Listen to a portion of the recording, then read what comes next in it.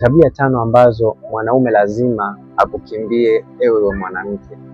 Ni muhimu sana kuweza kujua kwamba kuna tabia ambazo mwanamke anaweza kawa amezaliwa nazo, kwa sababu kuna tabia ambazo binti anakuwa amezaliwa hivyo, na kuna tabia ambazo zinaendana na maisha, jinsi ambavyo huyo binti amekulia katika mazingira hayo, na pia kuna tabia za kujiendekeza. Kwa hiyo nimeweza kusogezea tabia ambazo binti akiwa nazo lazima mwanaume aweze kumkimbia. Haijalishi ni tabia ambazo binti amezaliwa hivyo, haijalishi ni tabia za kujiendekeza, haijalishi ni tabia ambazo ni za mazingira.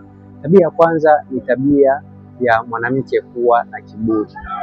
Binti anapokuwa au mwanamke anapokuwa na kiburi ni mojawapo ya tabia ambayo mwanaume lazima aweze kumkimbia. Hakuna mwanaume ambaye anafurahia mwanamke anapokuwa anafanyia mambo ya kiburi. Kwa hiyo ni muhimu sana kuweza kujua kwamba ni mojawapo ya tabia ambayo lazima mwanaume aweze kumkimbia binti au mwanamke. Na pia tabia ya pili ni tabia ya mwanamke kutoa kauli za kusurutisha. Unakuta mwanamke anamtalikia mwanaume, yani anaweza kana anaongea kawaida, lakini kauli ambazo zinaonyesha kama anashuruti.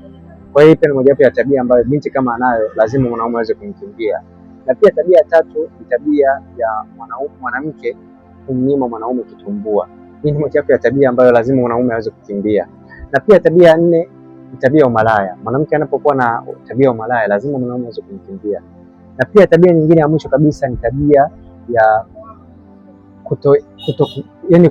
kutoshukuru hata kidogo anachopewa na mwenza wake. Hii pia ni mojawapo ya tabia ambayo wanaume wenye hekima kuweza kuwakimbia wanawake. Kwa hiyo ni muhimu sana kuweza kujua kwamba hizi tabia 5 ni tabia ambazo zinathibitisha mwanaume huwa anamkimbia mwanamke kama atakuwa na hizo tabia. Na pia nikukumbusha, kama unahitaji kuweza kuingia kwenye mahusiano sahihi ama ndoa sahihi, hakikisha unapata kitabu. Kitabu hiki kinauzwa shilingi 10,000. Unaweza kunicheki WhatsApp kuweza kupata hiki kitabu. Naitwa Isaac Kanyankole. Asante na karibu.